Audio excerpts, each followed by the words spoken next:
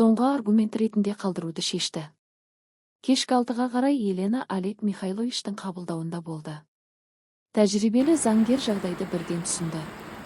Елена, сіздің әрекетіңіз дұрыс. Көп ер адамдар әйелдері заң мәселелерінен ештеңе түсінбейді деп ойлайды деді ол. Не істеуді ұсынасыз? Ертең таңертең ол өз юристіне бармай тұрып, сіз өзіңіз бірінші болып ажырасуға өтініш беріңіз. Бұл сізге артықшылық береді. Сіз талапкер боласыз, жауапкер емес. Демек, шарттарды өзіңіз қоя аласыз. Пәтер менде қалады ғой. Әрине, бұл сіздің жеке меншігіңіз. Бұдан да маңыздысы, егер біз оның отбасылық ақшаны көңілдесіне жұмсағанын дәлелдесек, сот шешімді оның пайдасына шығармайды. Олег Михайлович барлық қажетті құжаттарды дайындап берді. Елена істі жүргізуге сенім хатқа қол қойды. Тағы бір кеңес деді заңгер. Егер сізде олардың сөйлесулері, хат алмасулары немесе суреттері болса, бәрін сақтаңыз. Бұл сотта дәлел ретінде жүре алады. Ресей соттары неке адалдығын өте байыппен қарайды. Кешке үйге келген соң Елена ертеңгі күннің жоспарын жасады. Таңертең сотқа барып ажырасуға өтініш береді. Содан кейін жұмысқа барып бәрі қалыпты секілді түр танытады. Ал күйеуі өз заңгерінде отырған кезде оған ажырасу туралы шақырту қағазы келеді. Бірақ оны берген адам өзі. Түнгі 11-лер шамасында Игорьдан хабарлама келді.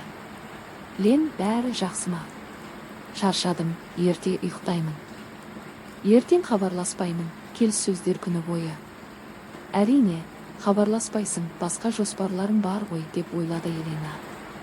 Ол тез жауап берді. Жақсы, сүйттім. Сәтті келіссөздер тілеймін. Сүйемін. Соңғы сөзді айту оған ауыр тиді, бірақ соңына дейін бәрін табиғи көрсету керек еді. Хабарламаны жіберіп, телефонды өшірді. Алда өте маңызды күндер күтіп тұрғандықтан демалуға тырысты. Таңертең ерекше бір жеңілдікпен оянды. Көп айдан бері алғаш рет не істеп жатқанын және не үшін істеп жатқанын анық білді. Сағат 9-да сотқа барып ажырасу туралы өтініш берді, ал 11-ге қарай жұмыста болды. Игорь 2 күн үнсіз қалды. Әрине, Анжела мен іс-сапардың соңғы күндерін тамашалап жатқан болар. Ақыры күйеуі хабарласты. Лена, бұл қандай да бір қате ғой, деп дауысы дірілдеп сөйледі. Маған соттан шақырту келді.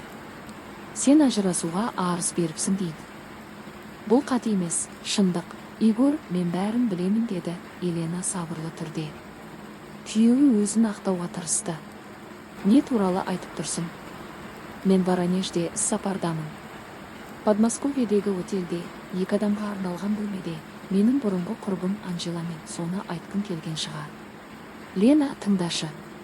Жоқ, сен тыңда. Пәтер менде қалады. Армандамада. Ортақ шоттағы ақшаны өз атыма аударып қойдым. Ал алтын сырғалар енді оларда менікі. Сен мені аңдыдың ба? Жоқ, Игорь, сен сондай аңғалсың. Маған ештеңе істеудің де қажеті болған жоқ. 3 күн бұрын сөйлескеніміз есіңде ме? Сол кезде сен тұтқаны өшіруді ұмытыпсың. Мен бәрін естідім. Керемет кездей соқтық. Телефоннан әйелдің ашулы дауысы естілді. Анжела еді. Иә, Игорь, айтшы өз құрбыңа, мен сендердің агенттіктеріне сендер жайлы егжей-тегжейлі хат жібердім. Басшылық қалай қабылдайды екен, көрейік. Сен бұлай істеуге құқың жоқ. Ал сенің маған 2 жыл бойы өтірік айтуға, менің артымнан жасырын жоспар құруға құқың болды ма? Пәтерімді сатпақ болдым ғой. Игорьдің даусы мұңайып шықты. Лена, біз сөйлесіп шешейік. Мен бәрін түсіндіремін. Сотта түсіндір. Енді мен сені көргім келмейді. Менің ісімді Олег Михайлович жүргізеді, деді Елена және телефонды өшірді. Кешке көрші бөлімнен әріптесі Марина келді. Лена, сен бүгін бір түрлі бақытты сияқтысың. Не болды? Ажырасайын деп жатырмын. О, Құдай-ау, соншалықты сабырмен айтып тұрсың ба? Дұрыс шешім қабылдағанда бірден жеңілдеп қаласың ғой. Бір аптадан кейін жарнама агенттігінен жауап келді. Анжелаға қатаң сөгіс беріліп, 90-дық сыйақысынан айырылды. Ал 1 айдан соң ол жұмыстан кетті. Әріптестері бәрін білгеннен кейін ұжымдағы атмосфера нашарлап кеткен болар. Игорь таныстары арқылы татуласуға тырысты, бірақ Елена оған мүмкіндік бермеді. Ажырасу тез өтті. Таласатын ештеңе қалған жоқ еді.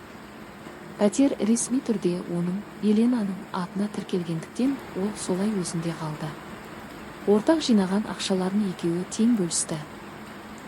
Бірақ соңғы айлардағы үлкен шығындардың қайдан шыққанын Игорь түсіндіре алмағандықтан оның үлесі символикалық қана болды. Ал Елена көп жылдан кейін алғаш рет өз өмірі өзіне тиесілі екенін сезінді. Және кейде әділдік бар екенін, оған сәл ғана көмектесу жеткілікті екенін ұқты.